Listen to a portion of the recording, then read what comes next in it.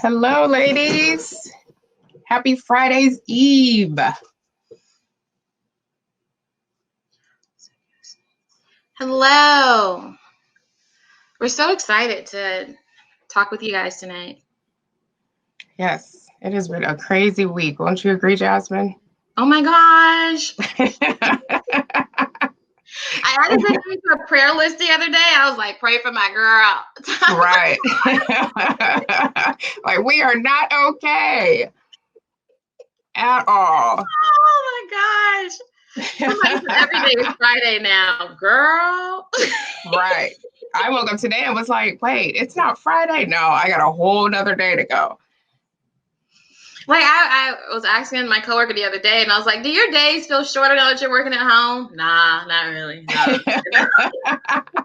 It's probably like the first day, the second day, it's probably like it's, go by fast. And then after that, it's like, okay, but wait. Man, it's been a madhouse. Ladies, hello. As you jump on, make sure that you share this video. We're super excited. This is our first episode of Baddies Talk Back. So, yes. We're really excited. We've loved seeing the comments that you guys leave on these stories and these blogs. And for us, it just makes sense that we take this to another level and really get some interactiveness, some live interaction going on. Somebody said, what day is it? We were just talking about that. We're trying to figure it out. We have no idea. Yes. So, guys, Guys, if you haven't approved StripeYard to comment, we can't see your name. So it'll just say Facebook user. So unless you want to approve it or give us a couple of dashes and put your first name so we know who's making the comment and we can shout you out. We'd appreciate it because we see Jasmine Thompson. Yes. Yeah. If and Tiffany was the one that asked what day it was. That was Tiff. Was it? Hashtag we are not okay. Right. Okay. And this is not YSP. This is not what we expected. Right. Yes. If you are new to For the Breast of Us, we are a community for women of color affected by breast cancer. My name is Jasmine. I am the co-founder. Marissa is my better half. She's my work wife. Hello, ladies. Yes. What's your Instagram handle, Marissa? It is Marissa DT28. You can find me there. And then, of course, our group page For the Breast of Us on Instagram as well. And ladies, this is just going to be like a girl talk. Like you're just sitting with your girls. It's the end of the week. You got one more day left of work. Some of us are at work. A lot of us are at home. And, go grab you a glass of wine or your dinner or your Welch's like my girl Jasmine's got. We're going to cheers up. We're going to have a couple drinks and we're going to have some girl talk tonight. Absolutely. So tonight, what we're going to do with Baddies Talk Back, we'll probably do a couple things, but the first thing that we're going to do is we really want to talk to the writers of those blogs that you guys resonated with the most. We see you, April. It's there, girl. We're going to talk to the bloggers, the baddie bloggers that you guys resonated with the most, and our top rated blog of 2019. Keep in mind, guys, our birthday is in a couple of months. We haven't even been around a year, and so many amazing things have happened. But our number one blog from 2019 was My Broken Vagina by Miranda Gonzales. Miranda Gonzales is a resourceful DIYer. She's a stay-at-home mom of 5, and she's wife of 18 years to her best friend. She is also one of our founding breast cancer baddies.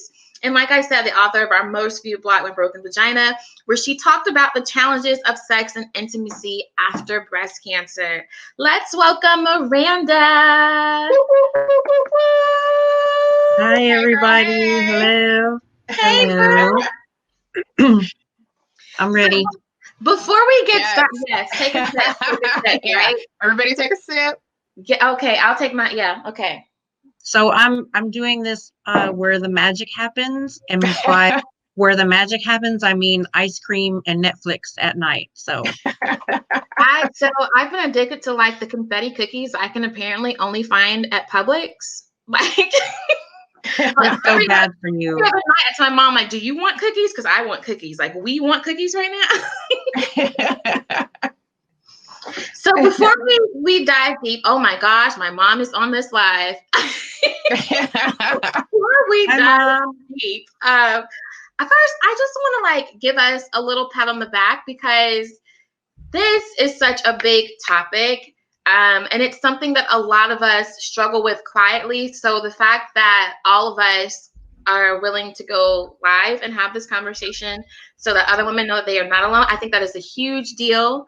And I recognize it takes a lot of vulnerability to put yourself out here because it's a sensitive topic, right? So let's break the ice. That's it. We'll get ready, but I'm very happy to be here with you ladies tonight. Yes. So are we ready to start? Are you ready, go, Miranda? I'm ready. Let's go. Let's do it. Okay, so your blog was My Broken Vagina, which a lot of women could relate to and they loved. It definitely made me and Jasmine laugh. I remember when Jasmine read it for the first time, she had like texted me and was just like, oh my God, you have to go read Miranda's blog. Like it is speaking to me. And so I said, okay, let me go read it. And yeah, I enjoyed it a lot too. So like, tell us what made you write that blog? I don't remember what you guys had put out, but you were asking for people to do submissions because you were just starting it. And I remember the submission deadline was like on a Friday and it was a Thursday night. And I was like, oh gosh, I really wanted to write something, but I don't know what I'm going to do. And then I don't know. I sat down and I thought like my biggest issue after dealing with all this cancer stuff is my sex life. That's like the one. I mean, there's a lot of things that are negative. I'm grateful that I'm here, but there are a lot of, collateral damage as I talk about, but that's like the biggest, it's like, it's the saddest thing, I guess, really about, having this new lease on life and all that. And I just sat down. I mean, it was like 10 minutes. I was on my phone. I just started texting because I didn't have a laptop. My husband's like, who are you texting so angrily? I'm like, oh no, I'm just writing. But after I wrote it, I thought, oh my gosh, I guess I should have asked him how he felt because, when you go to these conferences and events, you see women with their partners, husbands, boyfriends, girlfriends, whatever. And I didn't think at the time that he would be, I didn't think about how he would feel about all of this, So I said, well, I need you to read this. It's not anything negative. It's just how I'm feeling now. And I just need to know that maybe somebody has something they can tell me or someone can give me some advice or, is there like a pill or a therapist or somebody, maybe one person will read this. I had no idea that it was going to have like this effect that it had. I had no idea that there were so many people who are like, and I'll be honest too, I was kind of, embarrassed, I guess you could say, to talk about some of this stuff, but to know that there's so many other people who were like really, really want to say something and just have their fear get in the way of it, it just makes me feel like, oh, I'm just, not that I'm happy this is happening, but I'm glad that like I'm not crazy. It is not just me, Right. There is someone else that is doing this that hopefully, we can all kind of share what we do to get through it. And maybe something that doesn't work for me will work for someone else, Right. Absolutely. And I was looking at the date because Marissa like reposted it this week on our Instagram and it said May 9th. And I think we launched like May 13th. And I was like, yo, you were one of the original stories that we launched with. And I remember I was so excited to share it in different groups. And I was like, she kicked the door open. Like, she came out swinging. I guess so, yeah. It was just so candid and it was so honest. And I was telling Miranda earlier, so I really think that's why women gravitated towards that blog so much because it was like, dag, somebody else is going through this. So one of the things that you talked about in your blog, which I thought was really sweet, is you talked about how your husband's support of you made you fall in love with him all over again. And you said basically that the way he treated you gave you reassurance about your body. What was your marriage like during this time outside of sex? It was good. He, took care of me and did all the, because I'm a stay-at-home mom, everything in the house is my job. So when I couldn't do it, he picked up the slack when he could, and Mm-hmm. Did his best at cooking and cleaning and loading the dishwasher, all the ways that I hated, but he did it. Um, but we also, because I have had kids, we have had sex with me being pregnant. We've had sex with me after being pregnant. So he's seen my body through like all these different stages. So to him, me being bald or, scars or, skin flaps or whatever, that really wasn't an issue to him. It was more to me, you Mm-hmm. know. Um, but I remember feeling like really desperate to talk to someone, to connect to somebody, to just be like, hey girl, like, can I, like, are you doing this? Like, what's going on? And people wouldn't really do it. They wouldn't really connect with me. Every once in a while I would meet someone, and I remember I had this conversation with this woman who said that she felt like she had cuts, like kind of in like on outside of her vagina area. And I was Mm-hmm. like, that's weird, like, because I felt that too. And I didn't know what that was. Of course, now I know it's just because, like everything is dry, your skin is paper thin. But Right. they never tell you when you're going through treatment or when you get your ovaries out that, hey, you're going to have this really big dip in your libido. There's like, oh, your menopause seasons, hot flashes, here's Fexer. But they don't tell you that the effect it has on your libido, on the inside, on the outside, on your mental, how you feel about approaching sex. And there's like nothing. Right. Because like you said, even in the blog, it's just everybody is focused on you surviving versus telling you the steps and the side effects that are going to be happening in each step of the way, which it's like, okay, but let me find somebody to talk to that can relate to me about that because, yeah, it happens quick. It's like a slap in the face. Like you just are thrown into menopause and then you're just like, well, what is this? Like I'm having hot flashes. I don't want to do anything. Like don't talk to me about sex. I don't want to have anything. I don't want anybody touching me. So yeah. I don't want to go because it's hot. Yeah, no. So I think the other weird thing is that even talking to like my oncologists or my doctors, like I've never been really comfortable talking about sex with other people in general. And it wasn't until I went through this experience where I learned to talk about it in the context of sexual health, that it's a quality of life piece Yes. that I think a lot of doctors really leave out. Absolutely. And there wasn't a big willingness to talk to me. I'm like, hey, like, I would rather watch paint dry. Like I'm not interested. Right. And I know one of the things you talked about was that guilt. And I totally had that guilt because I didn't want my husband to think that I didn't want him. I just didn't want anything. Like, it was weird. It was weird. Right.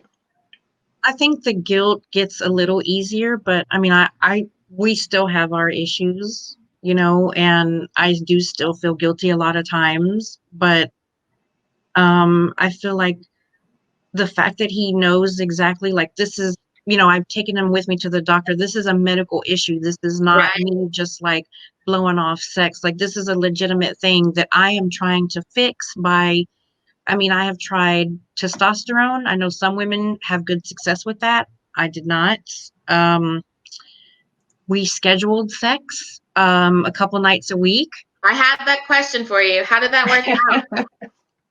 It worked for a while. What's a while? Like a couple of weeks or like a couple of months maybe. Oh wow. Look, yeah. Because I feel like if I knew, okay, it's Wednesday night, I got to do my job, I got to get my head in the game, kind of focus on it, try to relax, try not to, spend a lot of time doing housework, get myself in the mood, self-care, taking a bath and all that. Right. And it did work for a while, but I mean, sometimes you can only go through the motions so much, right? Until it's just like, I'm just tired. I want to go to bed, Was I that something that you prefer? Did you prefer to schedule it, or is that something you wouldn't do anymore? I think we're going to try it again. Okay. I think I was a little too ambitious because I scheduled too many nights a week. Yes, So You're like, I I'm can here. do this. Right, I'm okay for that. Yeah. yeah, so I think we're gonna start less, lower on the totem pole instead of higher. So Hmm. because I think like the average married couples have sex like just normal couples is like, I don't know, once every 2 weeks or something. Yeah. Yeah. Wait. You said once every 2 weeks? I think like regular married couples Oh, that Who have, okay. Google that? Yeah, yeah, I'm like, Let's it's see. it's not very much. It's not very much, not at all. No. "Ooh."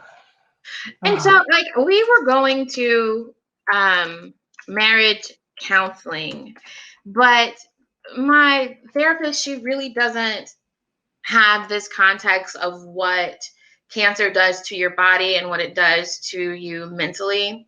And so she was putting a lot of pressure on me to just do it. And so I was trying that for a while, despite how painful or Right. uncomfortable that it was. Like, I'm just going to keep doing it.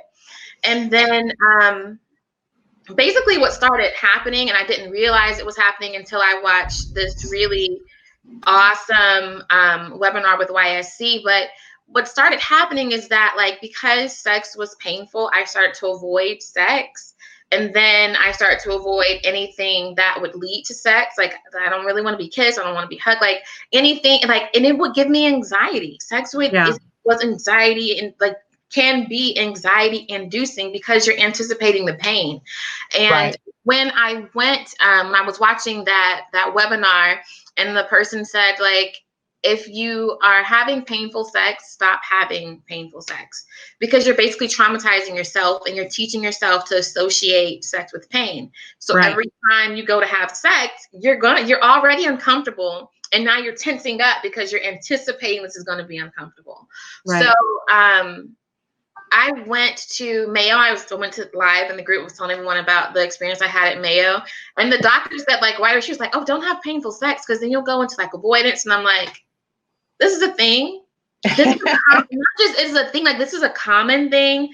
Like, it wasn't that I had to tell her what was going on. It was she already knew that it happened.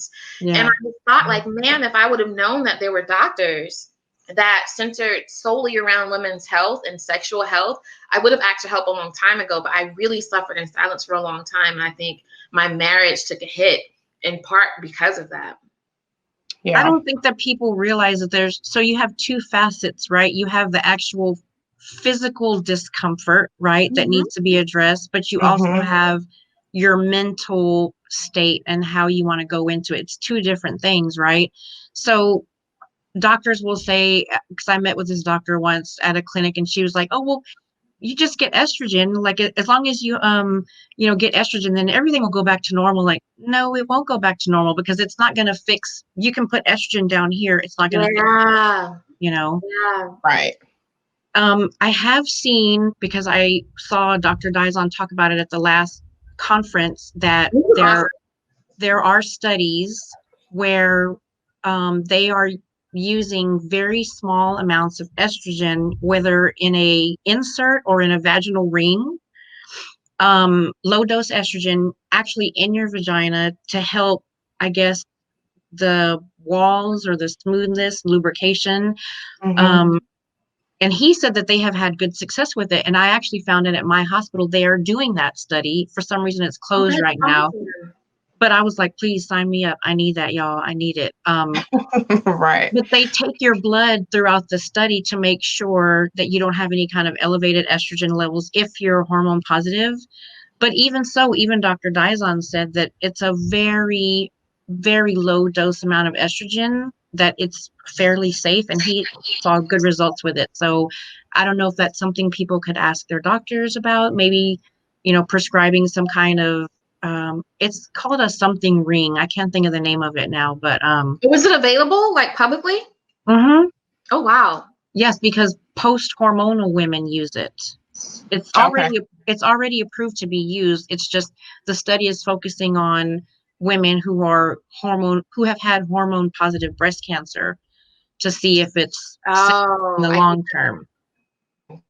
But that's And an option. I also think that this is an important conversation just because as women of color, we just don't really talk about sex.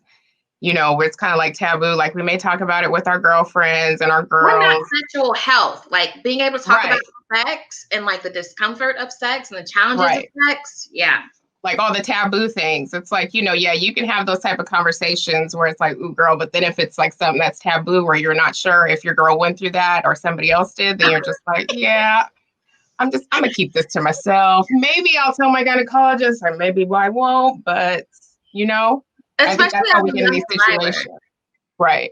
Yeah, it's like, what are the odds of somebody else? You're gonna be like, does it feel like somebody stabbing you every time you have sex? Is that like a thing? Like, just like drop that into a conversation. And I remember like the first time I went to talk to a doctor about it, it was my OB, and I literally said, it feels like knives. Like it is so uncomfortable. And like it wasn't until I got to the women's health doctor that she talked about pain, not just in penetration, but outside the vagina. And I'm like, I wouldn't have known, and nobody else would have known. So, I mean, for the ladies that are in here, I would just say absolutely elevate this issue with your doctors. Like, ask for a specialist. You don't have to stick with the PCP. It's not their thing. Ask for a specialist because there are people that have like a lot of options. Right. For I sure. think you can, and I would say too, a marriage counselor is completely different than like a sex therapist. Yeah. That's two different things. And that would be another option that my oncologist had mentioned. That would be like one of the next steps would be us talking to a sex therapist. But I mean, I'm telling you, every time I go, the first thing they say, how is everything? It's fine. What about your libido? It's shit. Okay. We got to do something. Like every time I'm going to keep telling them because I'll try whatever you guys give me, but it's a real thing. This is not just me complaining about not having sex, you know? Right. It's quality of life. It affects your marriage. That affects your household. That affects your children, you know? So it is like, I really think it's been understated. And, you know, I remember a lot of conversations for me, like I said, I haven't had kids yet. So when I was asking questions around like, what does this medicine do to my reproductive system? And they didn't want to have those conversations. The logic oftentimes was, let's just worry about cancer now. And then, but in the meantime, like you say, like completely unprepared, right? You talked about that in your blog, like you wish someone would have prepared you better. So what was that experience like, being thrust into menopause, and what do you think they could have done to prepare you? Before you answer that, I will say you said thrust, and that almost made me start laughing. And I know I'm not tipsy already because I was like, wait, where is she going with this question? But okay, go ahead. It's hilarious. Right. I wish they would have said, you know, you're going to have some sexual issues. You might want to start trying different lubes or, because I didn't realize lube is different than vaginal moisturizer. That's two different things. They are. So women use lube because the doctors say use lube, and it doesn't do it works for a few seconds and then that's it. It doesn't solve the problem of actual like the dryness, and that's what hurts. It's like sandpaper almost, right? Because it's like that friction, that rubbing. It's terrible. So I think if they could have said, these are the issues you're going to have, you know, you might want to look into trying these kind of things, or, you know, you're going to be kind of crazy. Let's think about putting you on some kind of antidepressant because this one does this, this one does this. You're going to be very moody. You just don't know that stuff is going to happen. You hear all these jokes about, you know, my husband's coworkers and their wives are in menopause, and oh, my wife is crazy and she's crying one minute and yelling the next, and you know, they make fun of them, but I'm like, this is a real thing, dude. Like, this is, no one wants to be like this, you know?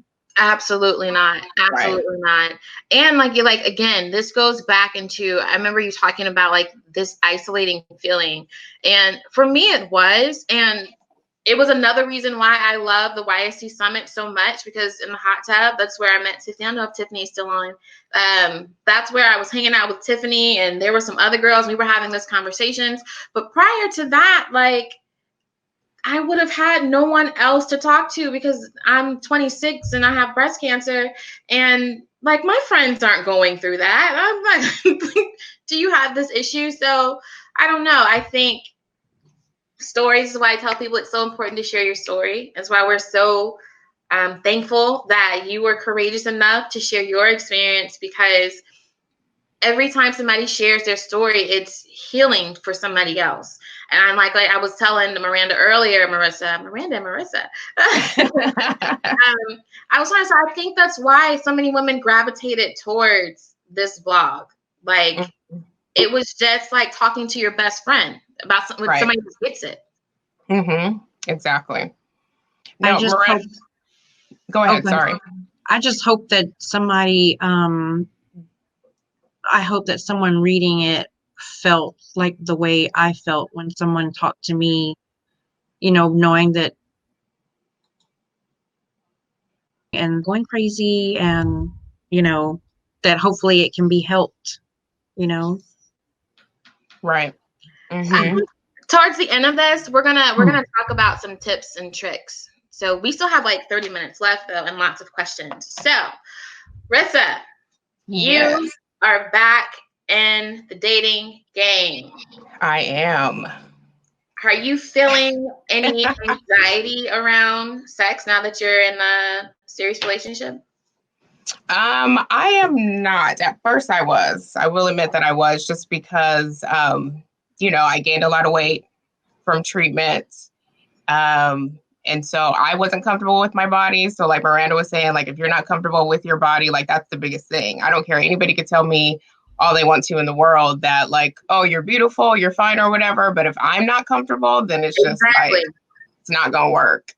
But no, I found somebody who, like, definitely, like, it's cliche, but they say, definitely loves me for me. Doesn't care, tells me that I'm beautiful every single day, which is like, it's something that I like. It's like, yes, please tell me more. But no, it's just, not even that of just being like the physical of telling me that, he loves me. I remember the one thing when we had first started talking, I had said to him was, can you accept me and having breast cancer and all that comes with it? Right?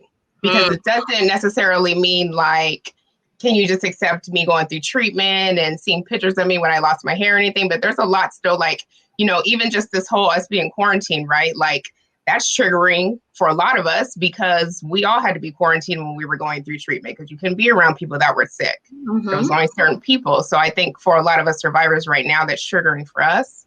And so if him and I are having a conversation or something and I'm just like, I either cry or start flashing, it's like, are you going to be able to adapt to that and help me work through that instead of just being like, oh, I don't know if I can do that or not. Yeah, that's huge. That's huge. Yeah.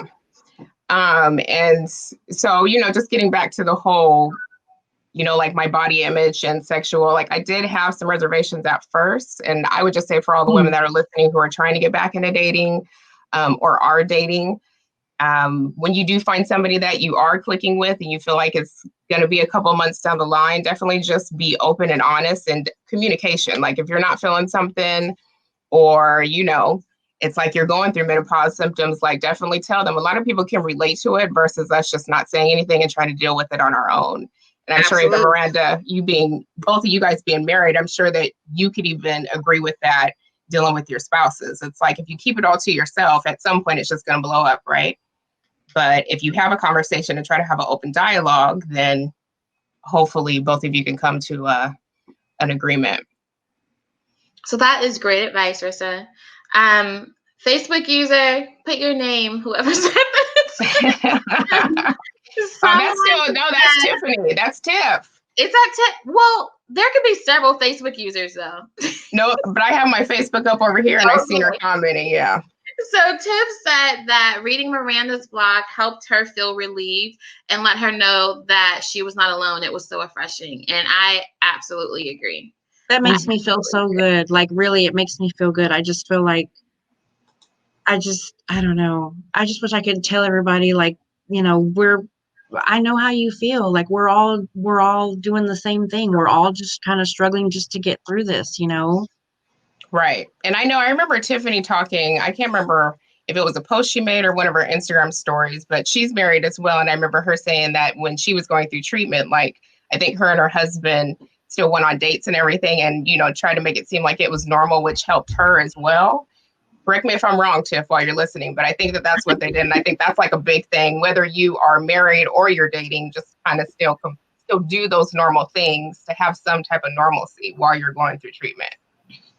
So, Rissa, somebody had a question. This is like Alicia. She wants to know, when did you tell your new boyfriend that you were a cancer survivor? Well, he knew because so we met on Twitter and he seen me. Yeah. And he's seen me tweet about my 3-year cancer anniversary. So that's how we kind of met. And so he's seen that. And he is on the board of a foundation that helps cancer survivors get scholarships for, we'll have to talk about that on the side, Jasmine. But so he had already knew about it. So that kind of intrigued him. And one of the pictures was me being bald, and that actually drawn him more to me than it did of the pictures of me like now. And he wanted to know more about that. But I know that this question, Alicia, has come up a lot where people are like, when do you tell somebody that, you had breast cancer or went through cancer treatment? I know that when I did start dating after I finished treatment, I feel like that was the first thing I had to tell everybody, right? Like, oh, I have breast cancer. Oh, and it's just like, I think we have to realize it's like breast cancer is a part of our lives, but it's not really us. Yeah. And I think that's hard to figure out when you just come out of treatment because you feel like that's just your whole life. So I would say don't open up just at first, letting people know what you've gone through. Like, you'll know when you're comfortable enough to go on ahead and tell somebody, because I think it hurts more for you to just be open and tell them what you've been through, and then you guys break up or they disappear, whatever the case may be. So you'll find that sweet spot. Yeah, and I remember, when we went to LBBC for the training, some of these comments, girl, I can't wait to bring a couple of these up. Yeah. Remember when we went to LBBC and she talked about like basically that same thing, that sometimes people just went in and it takes some vulnerability to get to the point to where you want to tell someone like, I don't really have boobs, like I don't have nipples, or whatever that case is. And you want to strike that balance where it's not like at the moment before you take your clothes off, but it's not on your first date. Because you don't want to like have to strip your soul every time you meet someone. So Calandra, she commented and then she said, thank you so much. Tears flow, but because I know I'm not alone. Absolutely. No, we are not alone. And if you're not in the Facebook group, you should be, because there are more of us and we have awesome conversations when somebody sparks it. Yes. So, Facebook user, who is this, Miranda? Not Miranda, Marissa. Who is that? Tim? Oh, that is Ricky. She joined us. Hey, Ricky. Well, good for her for demanding what she wanted. Right. And Ricky, if you want to come on the screen, let me know. I'll drop the link so you can tell us about this, because I am curious. You know what? I'm going to drop the link either way. Hang on, guys.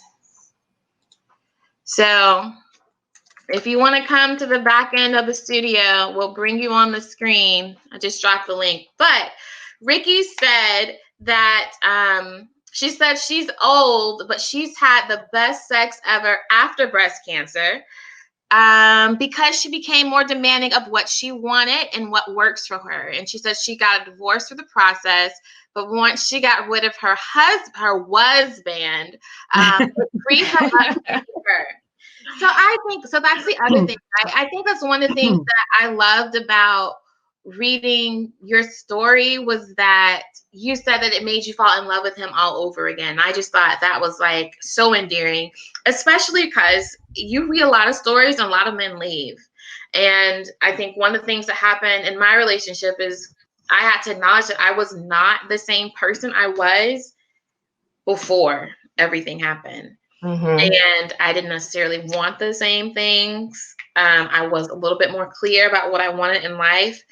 And it kind of felt to me like a bait and switch almost. Like, it's not like I was expecting it to happen, but it did happen. And now I'm really not the person that you fell in love with all that time ago. And I think about what you said, Marissa, this idea of like, I mean, can you handle all of that? And to be honest, some people just can't. And Right. it's unfortunate. And that's okay. You know, it hurts in the beginning when you just realize that people can't handle it, but it's okay because you actually want the people to be there that can or can at least try to, right? Instead of Absolutely. somebody just giving up. I know we have a couple of new ladies that have joined us. Just pull up a chair, definitely chat in the chat box, send Miranda some questions if you have any questions for her or Jasmine and I. We are also, you know, having a drink because it has been a crazy week. So pull up a glass of whatever you want to. You see Miranda keeps tossing it back. I do too every once in a while when we get in these crazy conversations. But yes, we are happy to have you ladies here. Marissa, I posted the link for Ricky to join us on the screen. Can you reply to her comment and make sure that she has it? Yes. Thank you. Thank you. So I'm going to read this comment. I can't see this person's name. So it says Facebook user. Oh, wait, this is probably Ricky. She said, yes, husband of 15 years. Tony made her feel loved and sexy. He laughed about the one boob, but in a loving way. He kept assuring me he loved me. And the biggest sign, as lame as it is, he never stopped wanting to have sex with me. And that made me feel normal. He's a good one. Yeah, I think that's huge. And I think that continuity is something that you spoke of, Miranda. I felt my husband was the same way. He was definitely more accepting of my new body than I was. I was just like, this is not normal. But he didn't seem to flinch at all. He's like, okay. Different. I think because we just feel like we've lost so much femininity, especially with our hair and our breasts, you know, going through this, you just feel like I feel like an alien. I didn't like what I looked like in the mirror. I didn't recognize what I looked like. I didn't want my husband to look at me. I didn't want him to touch me. I didn't want any kind of, I just, you know, you don't recognize yourself. You don't feel like yourself, you know? So it's hard to think like, you know, I would be like, why do you want to have sex with me? Like, I'm gross. I'm weird. I don't, you know, like I'm bald. And you just kind of like you said, Marissa, if you're not feeling it in yourself, then it really doesn't matter what the other person feels, you know? Right. Exactly. And how did your husband take all of like the changes that you were going through, not even just physically, but just, you know, emotionally, mentally, all of that? You know, it's funny, when we first met, I was very, very introverted. And I still feel like I'm an introvert at heart, but I was very introverted. And he was like the funny guy, the jokester when we would go places. You know, he was the one up in front, and I would be like, don't leave me by myself. You know, I don't know anyone. And now it's kind of like we're reversed. Like we go places and I'm like, oh, hey, girl, what's up? This is my husband. And he kind of leans to the back and just kind of, you know, I like the comment that someone said. She said, I think men are enamored by women with a purpose. And I think I kind of have to agree with that, you know. That was me. Yeah, that was Ricky. Hey, Ricky. I like that you said that. Yeah. Hey, guys. How are you guys? So good. How are you?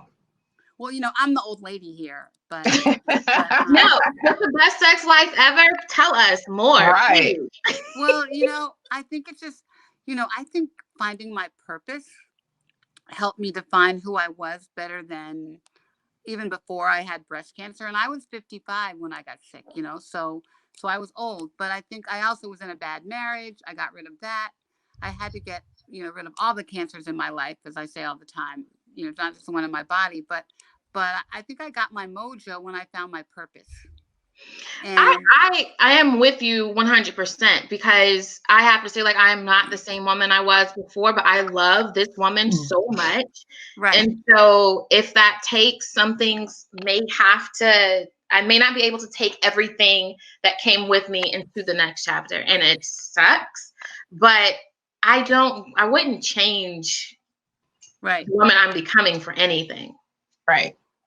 No, I think we do become better people because we, you know, have gone through, you know, we faced death. And I was saying, you know, yesterday, gosh, you know, people are like freaking out because of coronavirus, you know, we face this every day. You know, every day there's a fear of dying or getting it back again. And, you know, and if I could have like, you know, been able to wash my hands and stay home to prevent breast cancer, trust me, I would, right?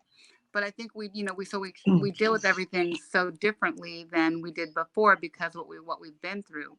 But it's all about channeling your energy, you know, and knowing, you know, where your energy comes from. And now I think we all know because we had to go through so much to get it back, and just demanding what we want, and, you know, from everybody that we need to get it from, you know.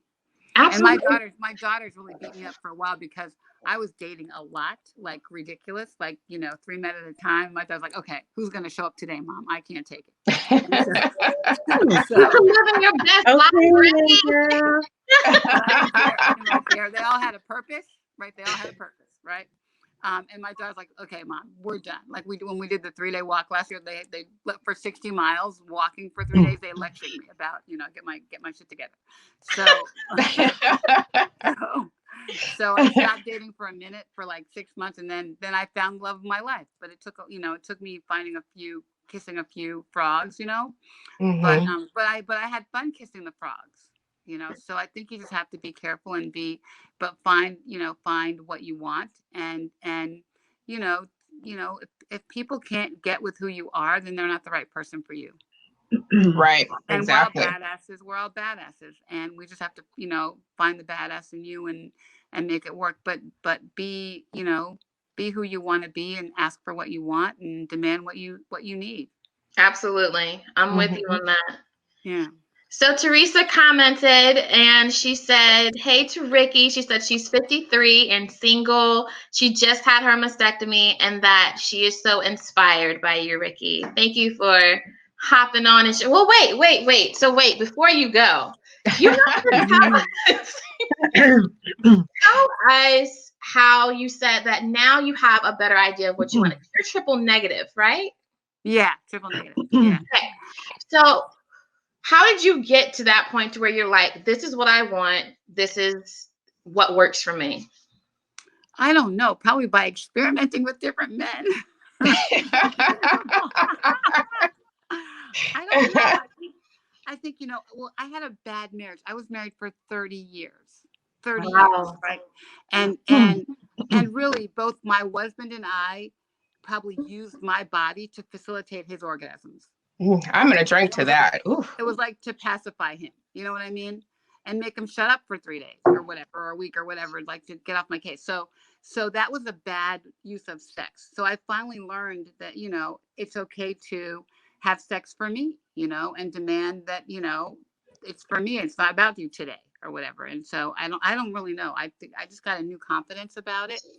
But I got a new confidence about a lot of things too. So, you know, but I think you sort of say, wait a minute, this isn't working for me.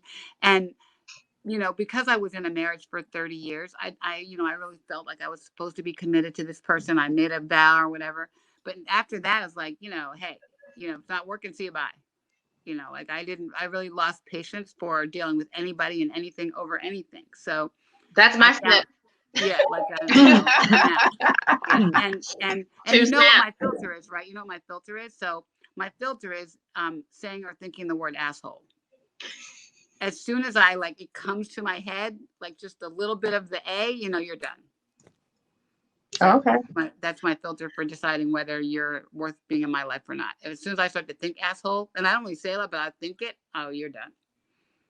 So just finding, you know, like just not taking shit anymore. You know, I don't. Right. You know what?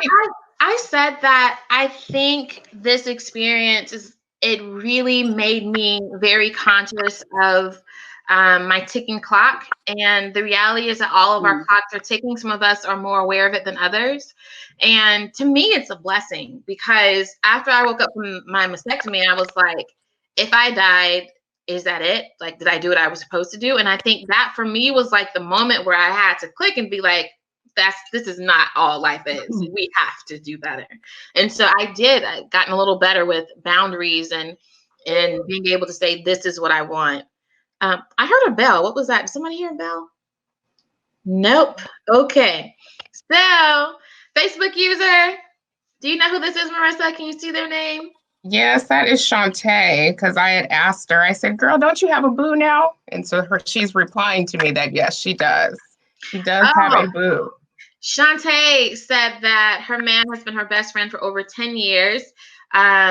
It took their diagnosis or her diagnosis for them to see how much they loved each other and deserved to explore the possibilities. And he was very accepting. He didn't care whether she was flat or nippleless. And he has a solid, unmoving love for her, even when she tries to push him away. Yeah, that is awesome, Shantae. We love it. We love it. If you So, don't feel adored, they need to go. Men should adore you. I'm agreeing. and like you said, I think that comes with wisdom, right? Yeah. You got to go through a lot. Got to kiss a couple of frogs, a couple of assholes. Yeah. Right. Yeah. And then you're like, oh, okay. I think I may have found the one. Yeah. I mean, and then if not, then, you just get you a whole roster and you just have a hot girl summer. Right. And use them for what they're good for. Right. That part. You have to always have one with money, though. Right. Now, Ricky said that, and she's the OG baddie. Us did not endorse that.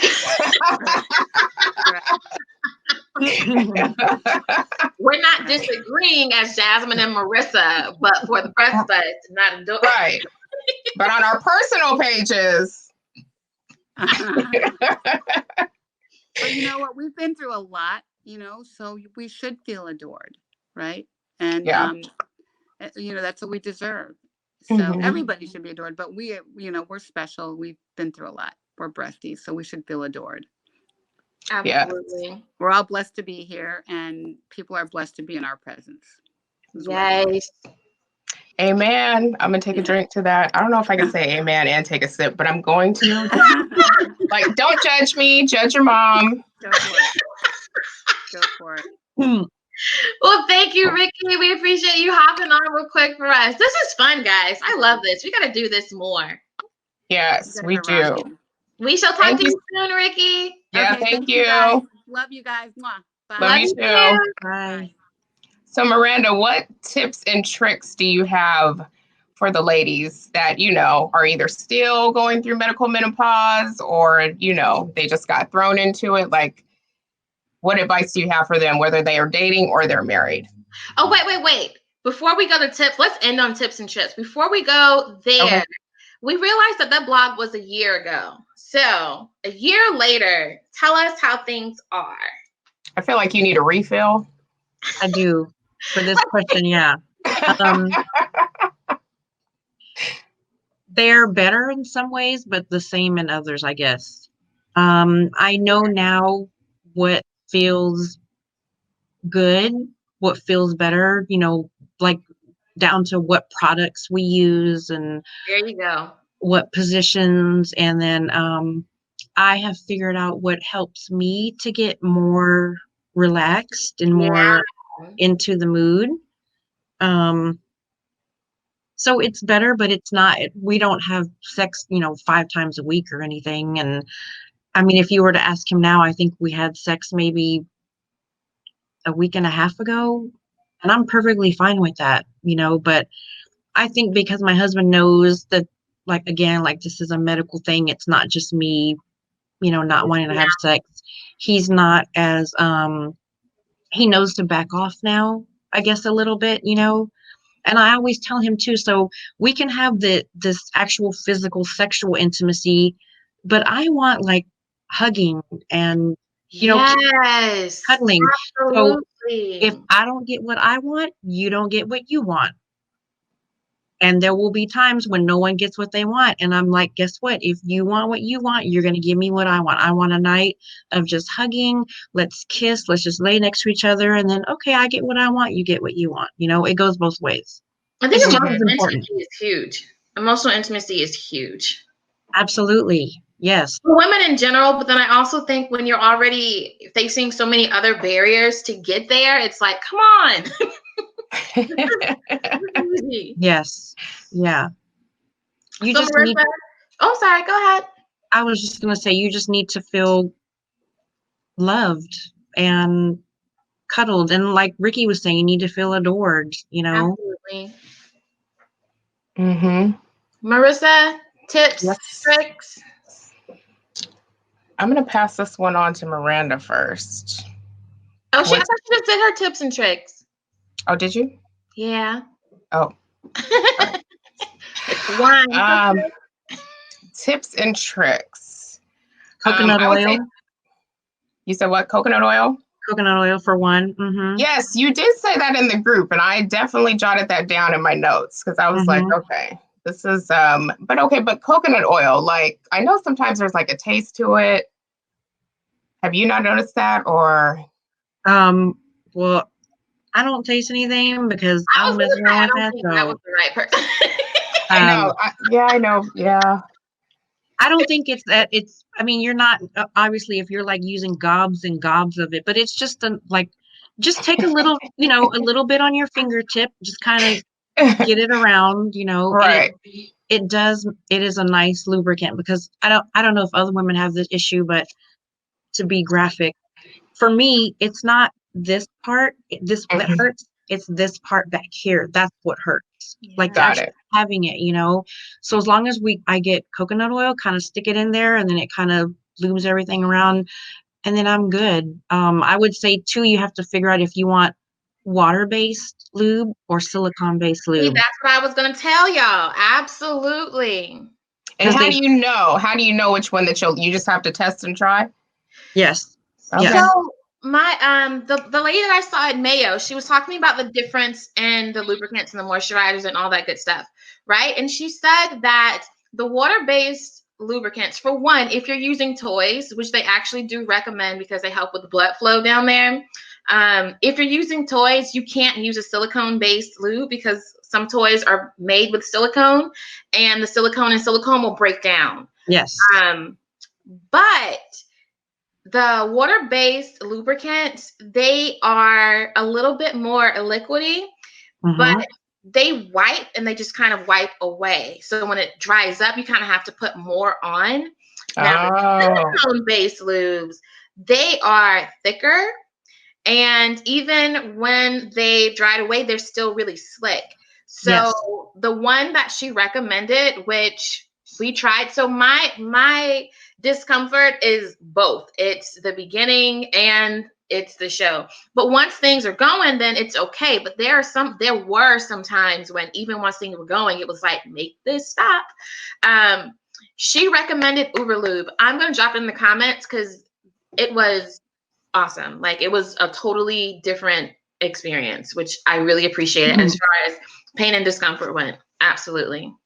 I had another friend tell me about this stuff that we just tried called V Magic, and you can buy it on Amazon. It's V Magic, and Mhm. it's very similar to coconut oil. It's a little thicker. It has no taste, no smell. It just comes in a little pot. I had some, but I don't know where it went. But again, you just take a little tiny fingertip amount and just kind of, stick it as far as you can go, or get your partner to kind of begin the process and get them to get a little bit, stick it up in there. And Mhm. that, for me, it's even better than coconut oil. It makes a really nice, lubricated, moisturizing, no discomfort at all. And it's very Okay. inexpensive too. I know Drop that in the comments for you ladies. some women use Replens. I don't know how people feel about that. That's the They Replens use is it as a lube? no, that's the vaginal moisturizer, and Yeah, it's like with the tampon kind of Mhm. dispenser. But that stuff to me is like really goopy, and you have to do it like a couple hours ahead. Yeah. Yeah. Mm-mm. Yeah, I did see that you talked about the one that you got from Amazon. I was like, I should definitely take a look at this It's and it's see. really good. It's very good. Yeah. So, someone said that hugs and intimate conversations are huge. I would absolutely agree. I'm going to co-sign on that. My love language, I don't know if anybody else know their love language. My love language is quality time and quality conversations. So when people talk to me, it makes me feel loved. Like when we're having like in-depth conversations, it makes me feel loved. So that's a big one for me. Mhm. Other tips and so another thing that they told me to try was looking at non-penetrative sex options, and they legit gave me like a whole list. And it was I like, saw that. Yeah. yes, and it was like some of the things are weird because it was like, do you like cross dressing? And I was like, whoa. And it started at like, I like to hold hands. At the bottom, it was like cross dressing. Whoa. Well, But maybe they were talking about like, you dress up in the little nurse's outfit with your little booty popped out and, maybe like that. girl, that is not cross dressing. That is role playing. This is cross dressing. But the point is that it was like a nice list of things. You do the worksheet, your partner does the worksheet. They say how comfortable they would be trying different things. And then you come together and agree on like when you're not in the mood, or if you can't get your sex life to a place where it is comfortable, here are some alternatives. So I would definitely recommend that. And then, I mean, it definitely opened up a conversation, which we had never had. It was like, what are other options? Right. Now, I want to ask you ladies, this is mostly for you. So my breast cancer was hormone positive, but I decided to forego being on any hormonal treatment after I was done with my treatment, my chemo and radiation. So I'm not in medical menopause anymore, but I remember what that was like when I was going through chemo. So I can definitely like sympathize with everybody, and I can definitely agree with some of the things that you went through. But how is your libido now, and how do you get your libido up? Because that was like a lot of my, like when I was going through treatment and everything, and even afterwards, like I had no kind of libido. I was like, I don't even think it's going to come back. It doesn't. No, it doesn't. And I'm in medical menopause. So like I'm basically sitting with you, Miranda. We in the same bed. So Go ahead. I'll let you go ahead. I don't know if I'm allowed to say this, but I will say that for some women, I have found like this secret group of breast cancer women that use cannabis in whatever form they choose I to saw help the study. I'm gonna find the study. to help with libido, and it absolutely 100% really, really helps. So if you have access, if you feel okay with going that route, I would definitely try it. I mean, I've tried everything. That's the one thing that works for me. So I don't smoke because I just can't smoke, but I have gummies, and I just ration my gummies out. I'm like, okay, it's a gummy night. So um, I know a lot of people are kind of weird about that though. So I guess it's just personal preference if you want to Right. try it or find it. Okay. So the other thing that I learned from we need to get that lady from YSC on here, because I'm telling you guys, her conversation, her webinar was life-changing for me.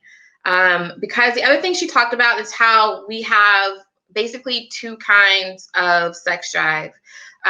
There's like a reactive sex drive and one that's like your natural one. And the one that gets zapped for us is the natural one. But we are very capable of being turned on if we can identify the things that turn us on, and if we can identify the things that are turning us off. So the example that she gave was if you're in a car and you have your foot on the gas and the brake, you go nowhere, right? And that's us trying to not acknowledge the things that are making us uncomfortable, but still trying to have sex.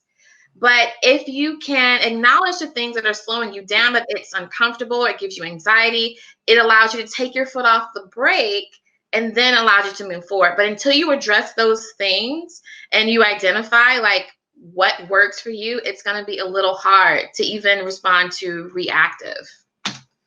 Yeah. Okay. That's good to know. April wants you to drop the name of the gummies. We need So who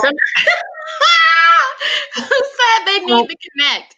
I don't know about the names and all that, but I know that if you are in obviously Denver or Seattle. California, Seattle. Yeah. so you just go, I guess, to the place and talk to someone. But somebody gave me, it's not medical. Somebody asked about the medical. What I have is not medical. You can ask your doctor about Maritol, which is similar to medical cannabis, but not the same. I'm not really sure how to get gummies if you are not going in a state where you can buy them other than having a friend. If you can go to your oncologist, now you'll have to check, and I would ask your oncologist, but I know in a lot of other places they do this. You can get you a medical card, and you can go into one of the medical stores and get gummies from them. And your oncologist should be able to write you one because cancer is one of those diagnoses where you can get a medical marijuana card. Mm-hmm. And so if you have one of those in your state, I would definitely say try to do that. Or, you know, you can come and visit me in Seattle. We can go. State lines, guys. Ain't nobody trying to go to jail. Right. I'm just saying, come visit me though. Before we log off, Dion said that she had some tips. Can you give her the link, Marissa, so that she can log on? We'll bring her on the screen really quickly. Yeah. Dion, do you want to come on the screen? You said it was too much to type, boo. I gotta find the link. Oh, there we are. Hey, Natalia. Natalia, you said you always grab what? What's the end of that statement? Let's see. Oh, somebody said road trip. Yes, let's go. We missed out. We missed out on, you know, YSC, so we're all overdue. Yes. I was really excited to plan a trip to a dispensary with that was like everybody was like, what do you want to do? What do you want to go see? I'm like, I want to go to a dispensary. That's what I want to do. Like, I'm stuttering. I was so excited about it, you know. Not the denial, lady. It was just a delay. A long delay. November. Oh my God. And that's a possibility. That's not even a 100%. Natalia, she said that she always stocks up when she goes. Yeah. Yes. But that's good to know that gummies do that, because that I did not know. Definitely have to pass that along to some of our girls just in case that's an option for them. I would say you have to experiment to see what percentage is okay for you, because I've had some times when I thought I was crazy, and then I've had some times when I was like, this is nothing. So it's kind of trial and error. That's like the difficult part. But once you kind of figure it out, then it's just relaxation. It's like you're out of your head. You're calm, you're in the mood, you know, you don't have any of those voices, you know, like going back and forth. So yeah, it's a miracle. Yeah, and I think that's kind of like what you and Jasmine were both saying, which I can definitely agree with. You have to just get out of your head, right? Which is hard to do. Oh, it is. Because then you have to think about it. If you're anticipating pain and you then are like in your head saying like, you have to relax. And then it becomes so conscious, like even consciously trying to relax is a little stressful. It can be anxiety inducing. Yeah. Dion, let's see. I sent her the link, but I think she may be watching from a different thread than what I'm watching from. But I tagged her. Dion, if you go look at your notifications, you'll see I tagged you and I sent you the link. Vanessa asked, will hormone therapy affect your libido? Yes, that's exactly what we're talking about. One, hormone therapy, and the other one is having your ovaries removed. I don't want to use the medical term. Can you pronounce it? Oophorectomy? Oophorectomy. Yeah. Oophorectomy. All right, ladies, we're going to bring Dion on. Dion said that she had some tips and tricks about increasing your libido. Let's welcome Dion. Hey, girl. Hey. Uh-oh, we can't hear you, boo. You might be on mute.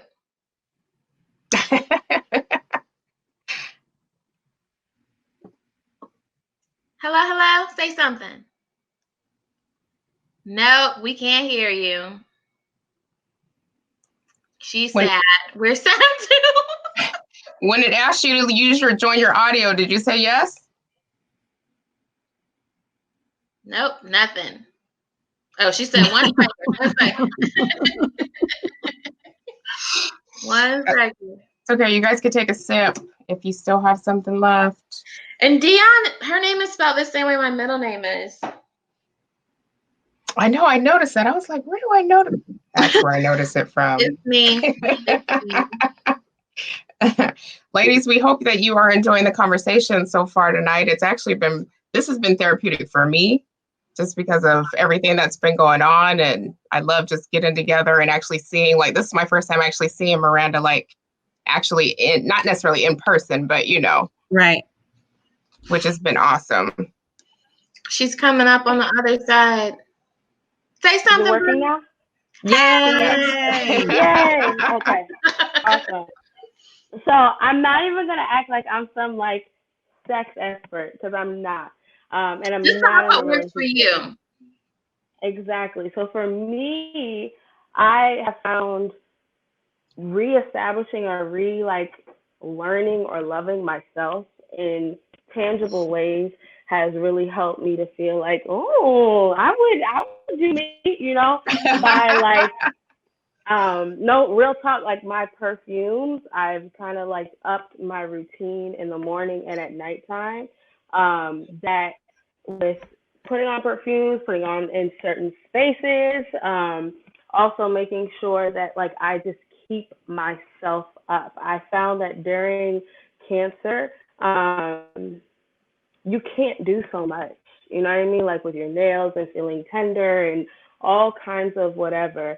And I want to go into detail, but I feel like with some other things that I did, but I can't share that yet. I'm not there yet. You guys are like so open. That's okay, boo.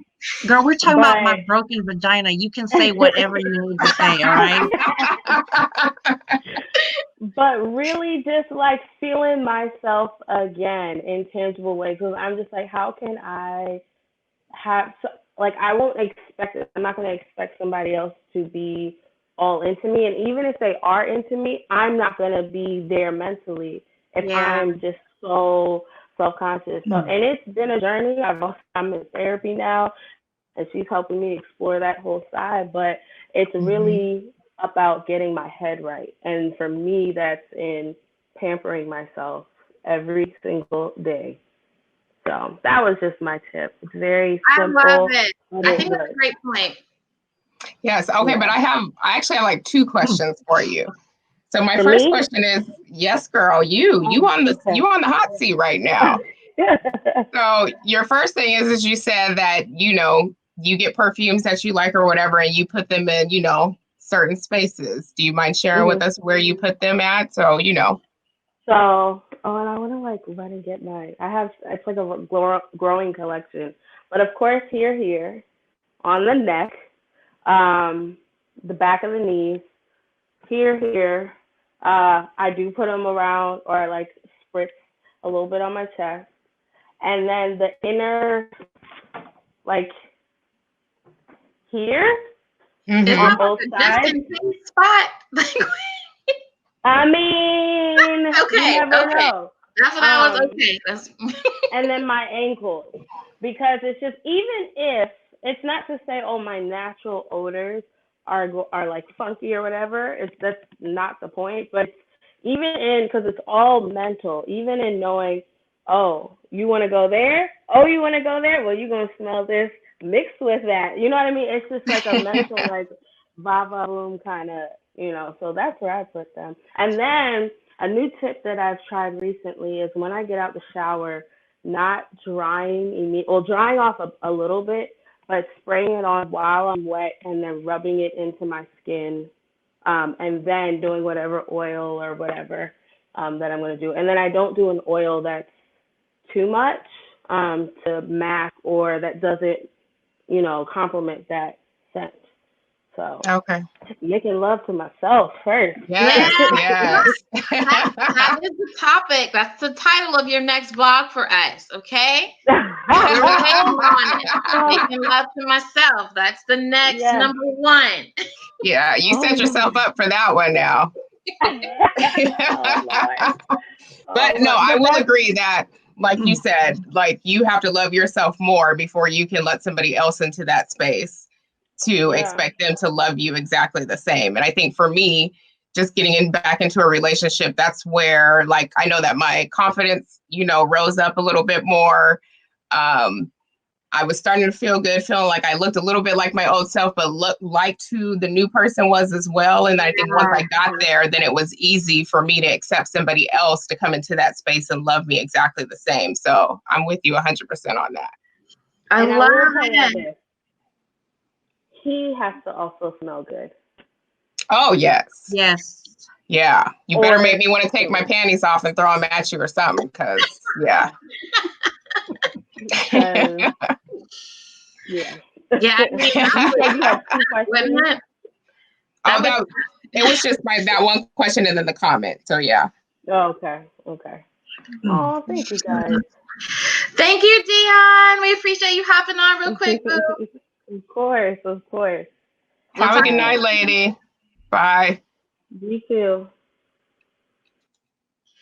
All right, ladies, before we log off, we must document this moment. It's really important, right? Because Miranda is not only a founding baddie, she is our first guest on Baddies Talk Back. We are so happy. Got my shirt on. A lot of fun. I enjoyed Yes. you. We should do this more often. I'm going to take a picture. Are you guys ready? Oh, wait, Yeah. You know what? We're going to log off and then we'll take our picture. Okay. Guys, thank you so much for joining us. If you were not in the Facebook group for women of color affected by breast cancer, our breast cancer baddie group, you can find it on our Facebook page. Marissa, can you give out all our handles? Yes, our handles are For the Breast of Us on Facebook. Like Jasmine said, we also have a private group for women of color affected by breast cancer, which is called Breast Cancer Baddies, a breast cancer community for women of color. We're also on Instagram, so come check us out over there. We're definitely having conversations in our stories and posting and asking questions there, and that is For the Breast of Us. And then come join us over at Twitter, where we're tweeting some links and joining into some of the conversations there that they have, and that is The Breast of Us. So please join us. We love it when you guys join us and we have these type of conversations. It's great. Absolutely. And one more thing, if you are inspired to share any part of your experience and you are willing to write about it, please do. Dropping the link in the comments so that you guys can find out how to become a breast cancer baddie blogger. And with that being said, I think that's it. Baddies out. Yeah, one more thing. We are going to do this again. So look out for this again. We will definitely be having another Baddies Talk Back. So if anybody wants to come in and join the conversation, or you have a topic that you think that we should talk about, do this again. Bring your wine, bring your other girlfriends. Let's do it. Yes. Now Baddies out. Yes. Yes. I want to say thank you, ladies, for doing this. That you guys are here, because I don't know. I wish this would have happened when I was going through treatment, because I was so alone. So just the fact that you guys have brought this up and let everybody kind of talk and do all this is just amazing. So I'm just very appreciative of you guys doing this. So thank you. Thank you. Thank you, Boo. Thank you all for joining us tonight, and we'll see you guys soon. See you Bye. later. Good night, everybody. Bye.